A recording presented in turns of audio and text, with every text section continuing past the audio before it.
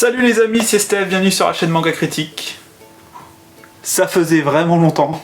Bon, comme vous le savez, j'avais mis un message sur mon espace communauté, j'étais pas bien. Je suis toujours pas en super forme. Mais j'ai décidé quand même de reprendre, de pas me laisser abattre parce que je me suis laissé abattre pendant quelques mois. Et surtout, je veux pas laisser ma chaîne YouTube mourir. Je me suis trop fait chier à dépasser les 1000 abonnés la première année, etc. pour ne plus faire de vidéos. Du coup, je reviens avec une vidéo achat manga et j'ai mixé dedans, ça sera la première partie, le Hippo Manga Badass Challenge, parce que je vais quand même faire moins de vidéos que d'habitude, je vais pas être à une vidéo par semaine, parce que j'ai quand même pas la même patate, et là je vais reprendre le travail la semaine prochaine.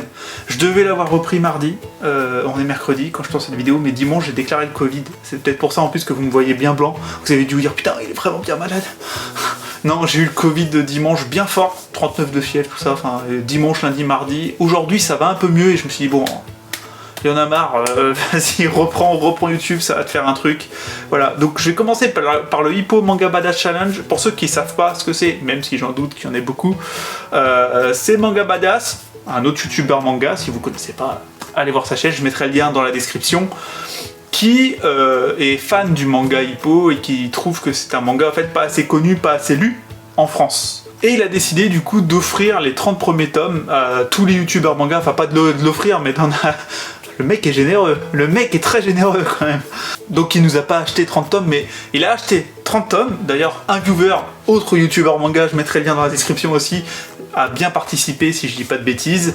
Et du coup, on s'envoie entre youtubeurs les 30 tomes, on lit Hippo, et on vous donne notre avis, et ça permet de faire connaître le manga. Et ensuite, deuxième partie de vidéo, achat manga, un peu bilan lecture de ces 3 derniers mois. J'ai pas beaucoup lu, j'ai quand même acheté un peu de manga, mais j'ai pas énormément lu, mais j'ai quand même quelques bilans lecture et du manga français en plus. Donc, voici le premier tome de Hippo. Alors, comme d'habitude, je vais tout de suite commencer par un petit tour de l'édition. Alors l'édition, voilà, c'est le sujet qui fâche. L'édition Kurokawa a sorti une édition normale du manga à la base, mais arrivé, si je dis pas de bêtises, au 30e tome, les ventes se sont mis à pas mal baisser parce que les gens, plus une série est longue, vous le savez, plus les ventes diminuent, à part quelques titres, quelques exemples, mais c'est très rare. C'est pour ça qu'il y a beaucoup de mangas, il y a quelques mangas qui font par exemple plus de 100 tomes au Japon qui sont pas édités en France parce que c'est un véritable risque d'éditer une série qui fait plus de 100 tomes. On peut gagner de l'argent sur les 20, 30, 40 premiers tomes et on perd après sur tous les autres. Donc tu comprends que les éditeurs ont du mal à s'y mettre. Et Kurokawa, quand les ventes ont vraiment baissé de Hippo, à savoir qu'elles n'ont jamais atteint des chiffres extraordinaires non plus, au lieu d'arrêter l'édition, ont décidé d'enlever la couverture et de faire une édition, on va dire, plus de basse qualité. C'est clairement le cas là, vous le voyez, on est sur une édition vraiment pas folle. Bon, elle est un petit peu cornée, c'est normal, on se l'est déjà envoyé 3 ou 4 fois entre youtubeurs et du coup... les colis, les 3-4 lectures aussi, c'est un peu logique, hein, elle a un petit peu souffert, mais bon, vous voyez, elle est quand même solide, elle a été lue 4 fois, elle est pas morte, mais vous voyez que voilà, on est sur une édition un peu wish, c'est-à-dire il n'y a pas de couverture, on est sur un juste petit carton, on a un papier, on va dire correct, mais pas non plus très blanc, très épais, ça fait juste le taf. J'en suis au point où je serais presque à vous conseiller la lecture en dématérialisé. Vous allez halluciner, hein, c'est rare que je propose ce genre de choses, mais oui, lecture en dématérialisé parce que l'édition physique est du coup pas très jolie pour ma part et je sais pas si j'ai vraiment envie de l'avoir dans la Mangatech, ou il faudrait appeler un professionnel qui nous ferait une autre couverture et ça commence à faire cher la collection du coup. Voilà. Il y a presque 130 tomes en cours je crois actuellement en France, c'est le manga le plus long en France actuellement si je ne dis pas de bêtises, donc ça fait très cher. Donc voilà pour ce qui est de l'édition. Le prix sinon est à 7€, hein, je crois qu'on est à 6,90€, 6,99€. Donc Hippo, ça parle de quoi? Eh bien ça parle de boxe. On va suivre le jeune Hippo qui est un lycéen comme les autres, sauf qu'il se fait harceler. Un jour, alors qu'il est en train de se faire maltraiter, il va être sauvé par Takamura, qui lui est un boxeur, qui est, ne nous mentons pas, une belle brute. Ça va déclencher quelque chose à l'intérieur d'Hippo qui va se décider à se lancer dans la boxe et donc rejoindre le club de Takamura. Là, il va se découvrir un talent inné pour la boxe et Hippo est né. Alors qu'est-ce que j'en ai pensé? Je vais vous avouer tout de suite, le premier tome, j'ai eu un petit peu de mal à rentrer dedans. Parce que j'ai trouvé ça très classique. Vraiment, le jeune harcelé qui se fait sauver par quelqu'un de costaud et qui va se lancer dans la boxe, on a déjà vu ça 1000 fois aujourd'hui. Après, il faut remettre ça à l'époque, c'était peut-être un peu moins classique. Je ne sais pas, mais bon, Hippo, ça a quand même une paire d'années. C'est fin des années 80 si je dis pas de bêtises. Donc c'était peut-être un peu moins classique, un peu plus dans l'air du temps. Donc j'ai eu un petit peu de mal à rentrer dedans, mais au fur et à mesure des tomes, franchement assez vite, un tome 2-3, je me suis vraiment pris dedans. C'est un vrai bon shonen de baston, un vrai bon shonen de boxe, qui prend tous les rouages qu'on connaît et qui les utilise très bien, et qui fait très bien les choses. Le scénario est bien développé, les combats sont très prenants, même s'il manque un peu de... Enfin... J'ai pas assez peur pour Hippo. Voilà, si je devais déjà dire un défaut au niveau des combats, j'ai pas assez peur pour Hippo.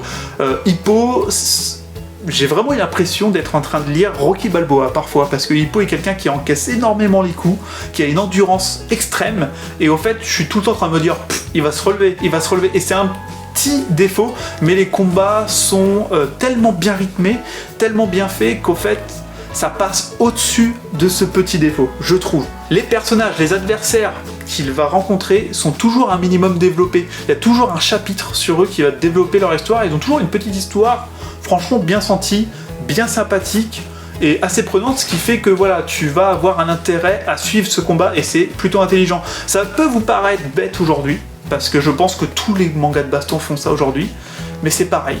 Dans les années 80, pas sûr que c'était fait à chaque fois et dans tous les mangas de baston, vraiment pas sûr. Et c'est ce qui m'a le plus plu, je pense, dans Hippo, c'est les personnages autour de Hippo.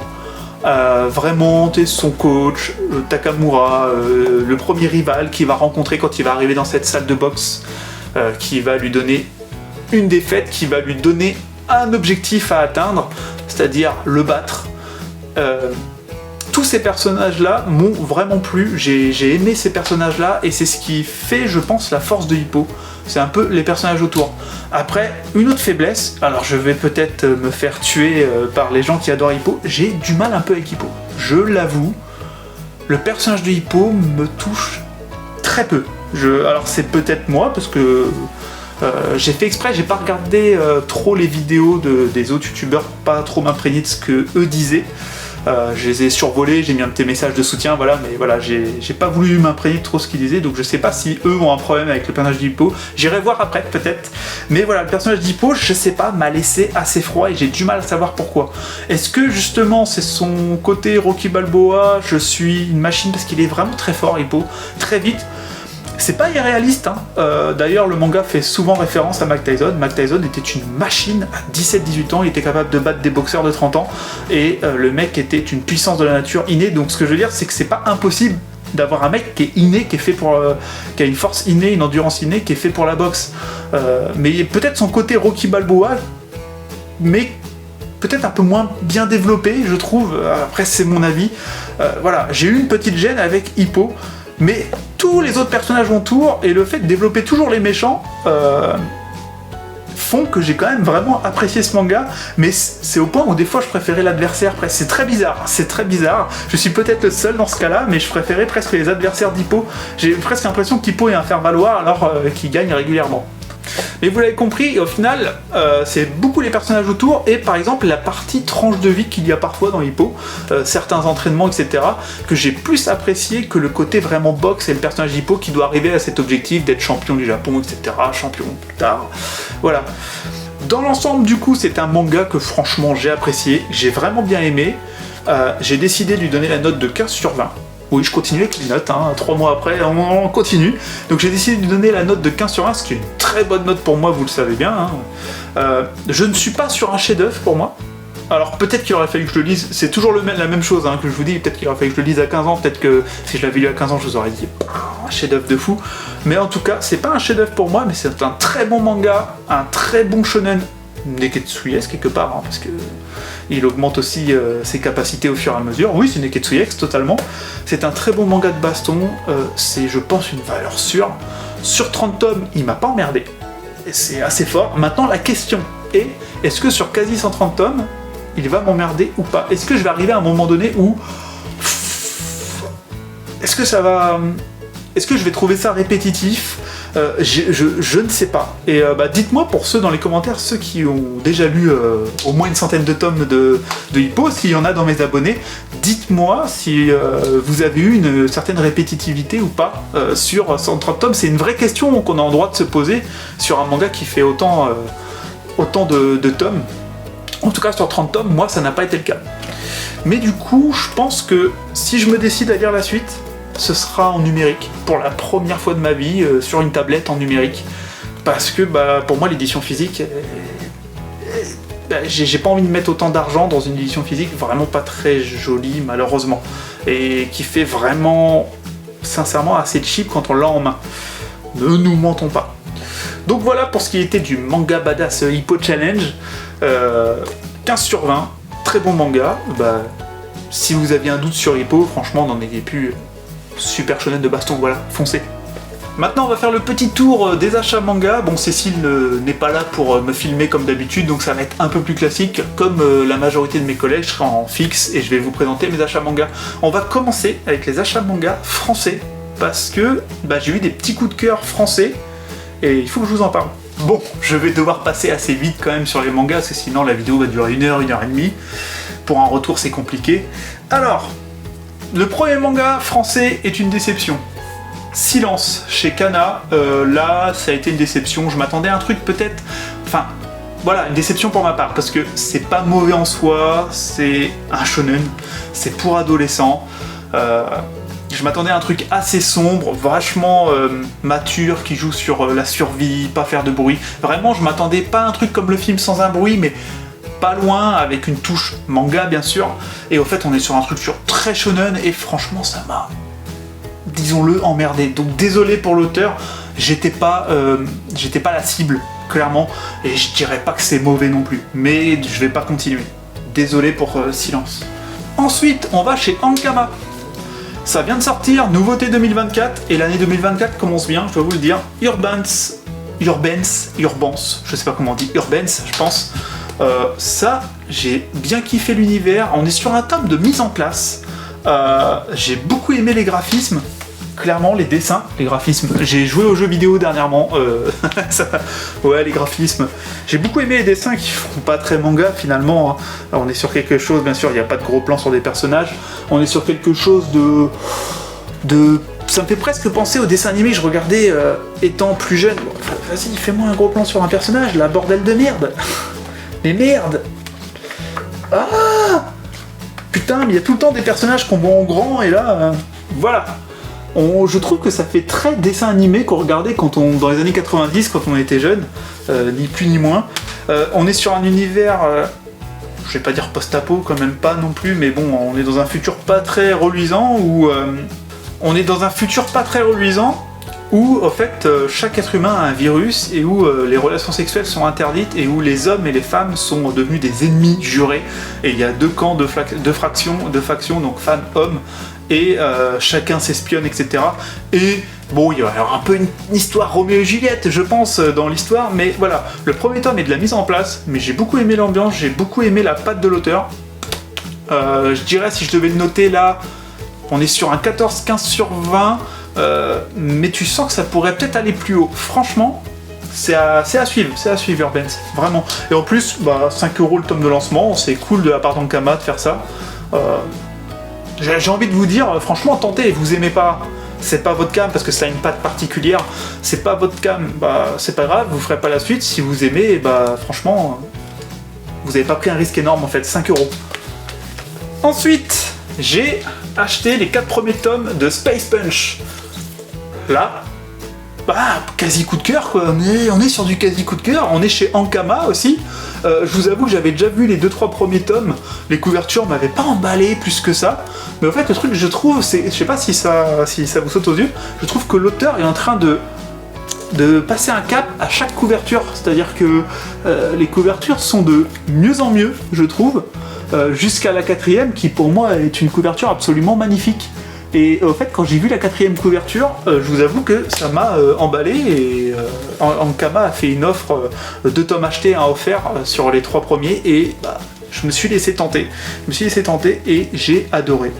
J'ai adoré la patte de l'auteur. J'ai trouvé ça vraiment cool. Il y a tout dans ce manga. Il y a de la mafia, il y a de l'amour entre frères, il y a des moments shonen de boxe à la hippo, justement. Par exemple, le tome 3, c'est un match de boxe, mais effréné, avec un peu de pouvoir, etc. Il y a du pouvoir. En fait, il y a vraiment tout. C'est un mélange de tellement de choses, ce manga, et c'est, je trouve, très bien géré. Allez, sur l'ensemble, pour l'instant, je suis sur un 17 sur 20. 17 sur 20, j'ai adoré ces 4 premiers tomes. Space Punch. Alors pareil, il y a une patte assez spéciale. Je sais pas si ça plaira à tout le monde, mais moi j'ai adoré. Et les dessins, vous voyez là, on a le combat de boxe. Ok, j'ai de la poussière qui est tombée. On a le combat de boxe et qui est vraiment viscéral, vraiment ultra violent. J'ai adoré. Ensuite, la théorie du chaos chez Vega Dupuis. Alors là, pareil. J'ai beaucoup aimé. On est aussi sur un tome qui insère l'univers. On est sur un tome de préparation à la suite, très clairement.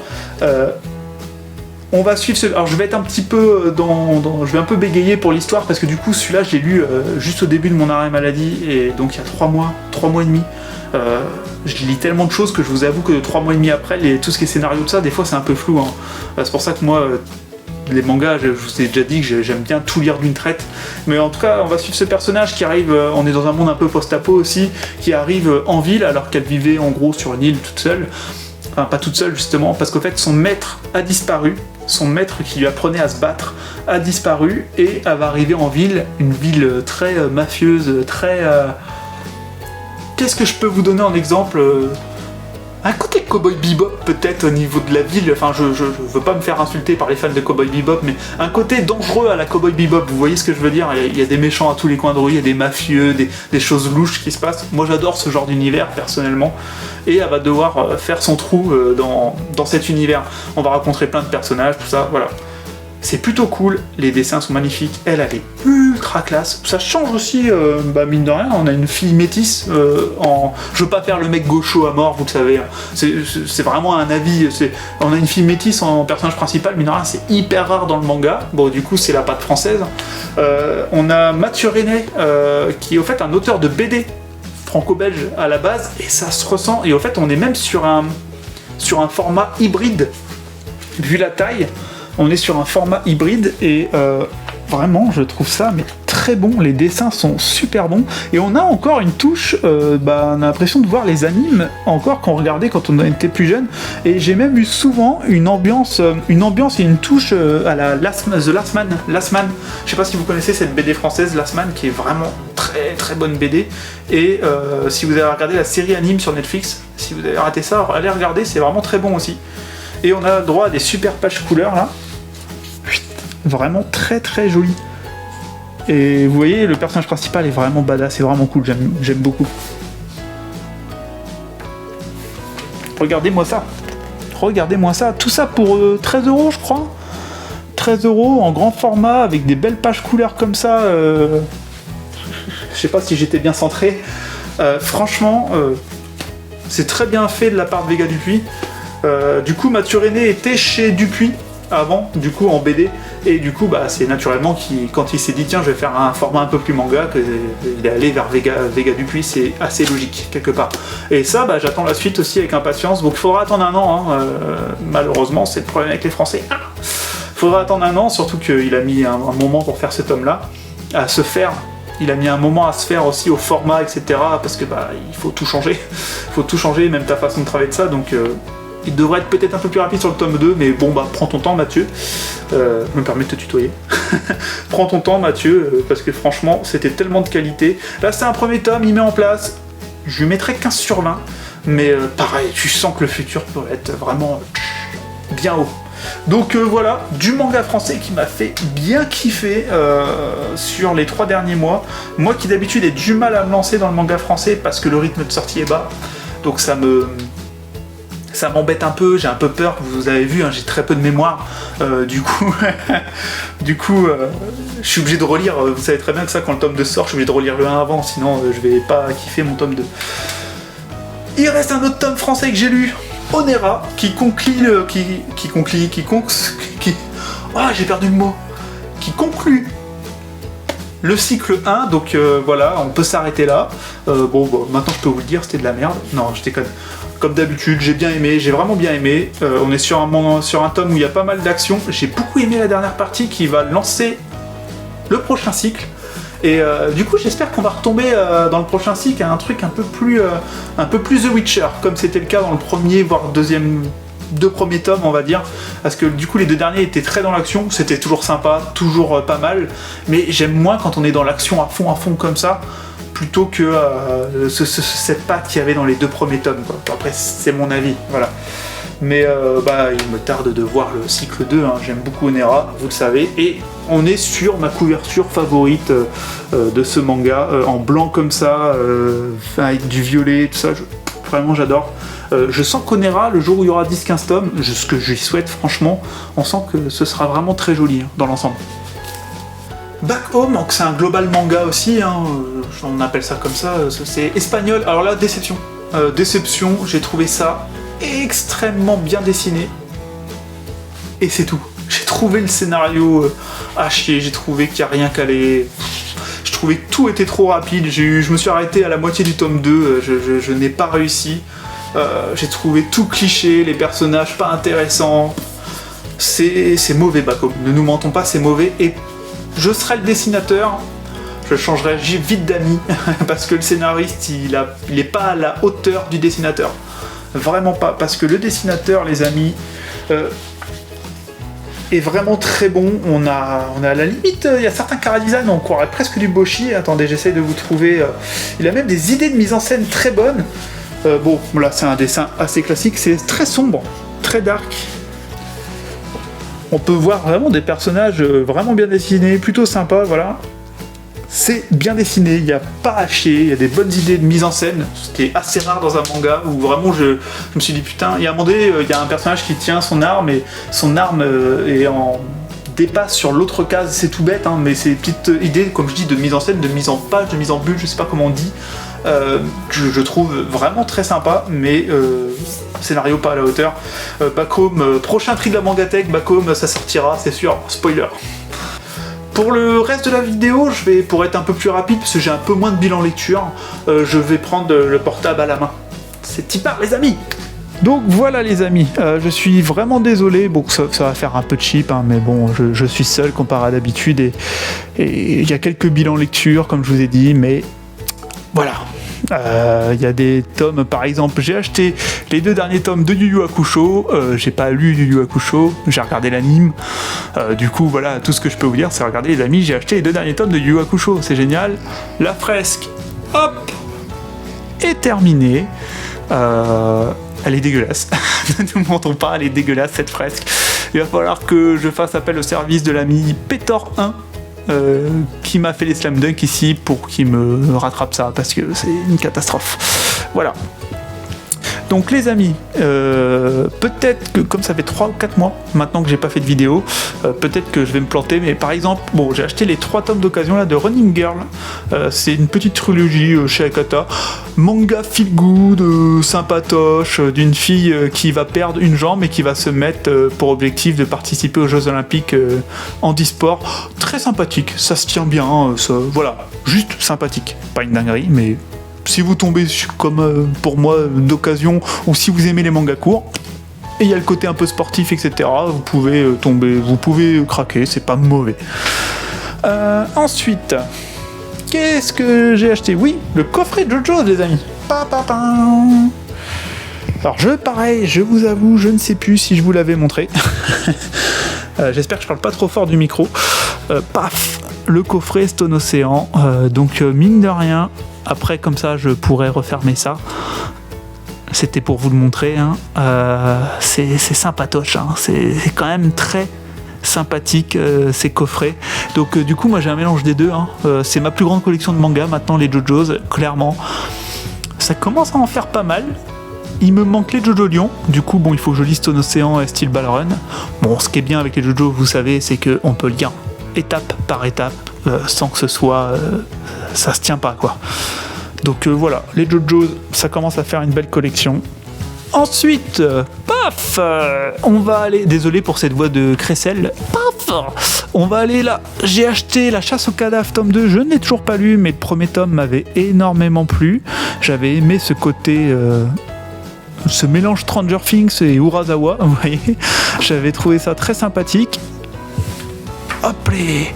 Je n'ai pas acheté la suite de l'Habitant de l'Infini, tout simplement parce que je vous avais fait un retour où ça allait, j'avais trouvé ça pas trop mal, etc., mais sans être non plus emballé de fou, et en fait avec le recul je pense que je vais pas continuer parce que ça m'a pas tant emballé que ça, au final l'Habitant de l'Infini, je dois l'avouer. Voilà, bon, les survivants d'Ormélion, je vous en avais parlé, c'était une bouse intersidérale.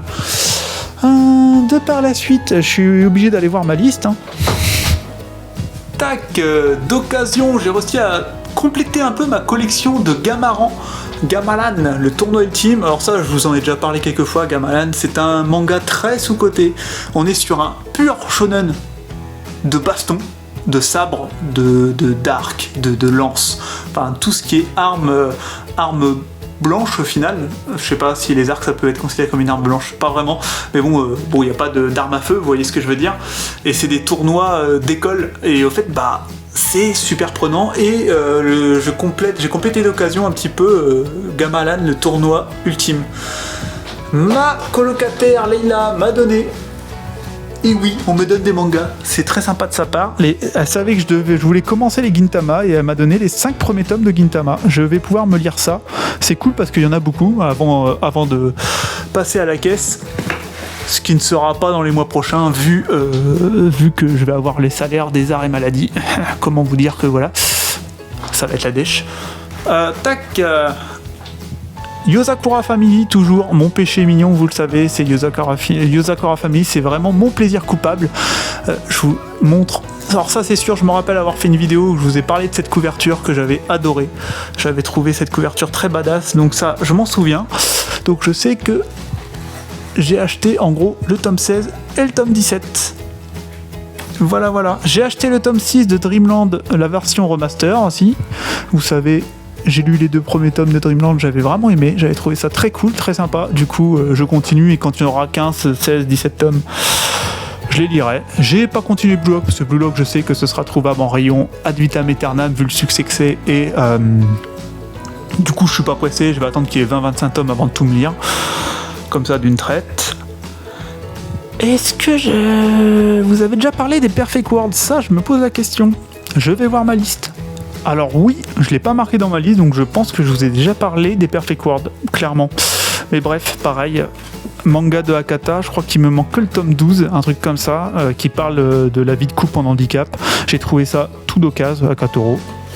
Ensuite, chez Akata, on a Sound of Life, tome 7 et 9 que j'ai acheté dernièrement, il me manque le 8. Ça, dès que j'ai le tome 8, je vais me reprendre genre le tome 4 et je vais tout me relire. On a Love Mix Up qui avance à une vitesse mais tellement lente, les amis. Qu'est-ce que fout Akata avec Love Mix Up? Alors est-ce que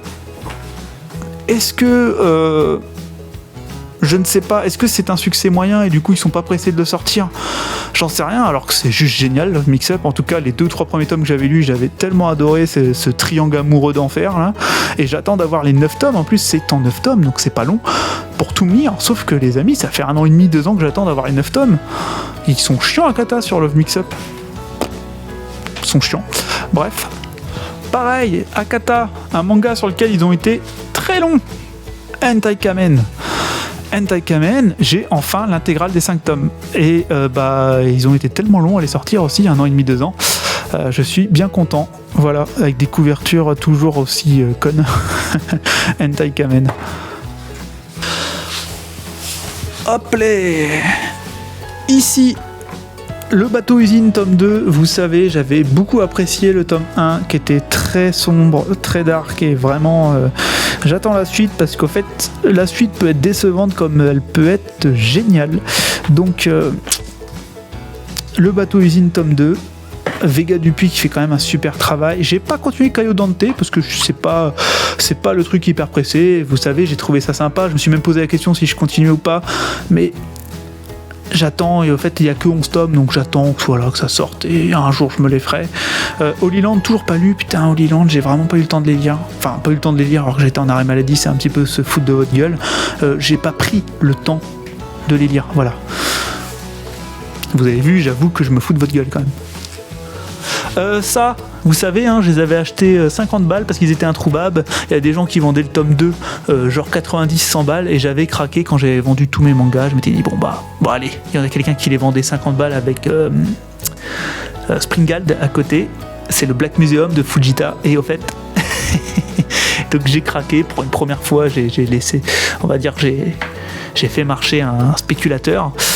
Et au fait, Ki-hoon a annoncé que la partie 3 du Black Museum sortait et que il réimprime tout. Merci Ki-hoon.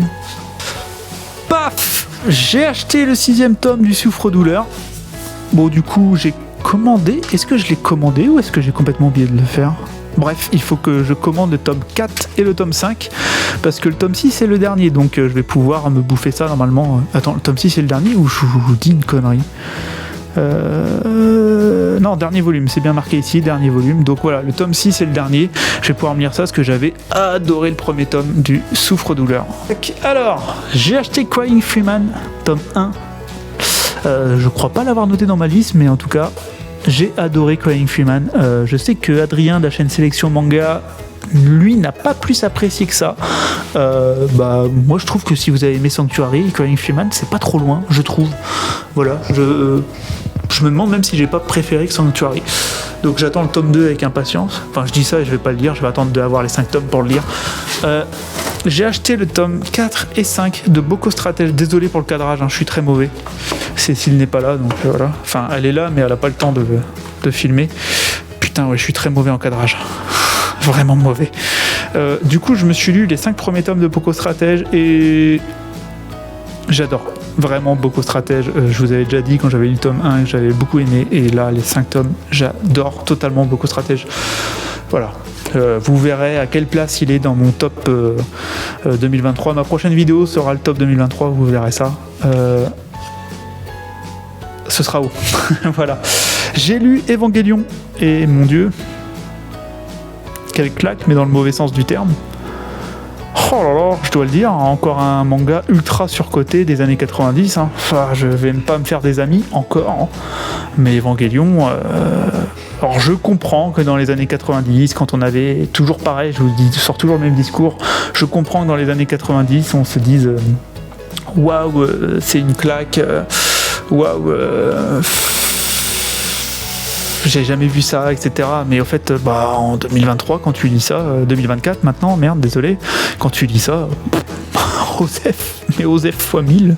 Et en fait, j'ai lu les 3 premiers tomes, c'est ça. Et quand j'ai commencé à dire aux gens à qui j'en discutais que je trouvais ça plutôt moyen et que limite je m'emmerdais un petit peu, quoi.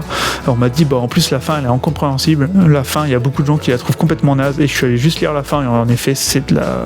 Enfin bref. Donc je trouve déjà que je trouvais pas le voyage fou, la fin a l'air vraiment pas folle.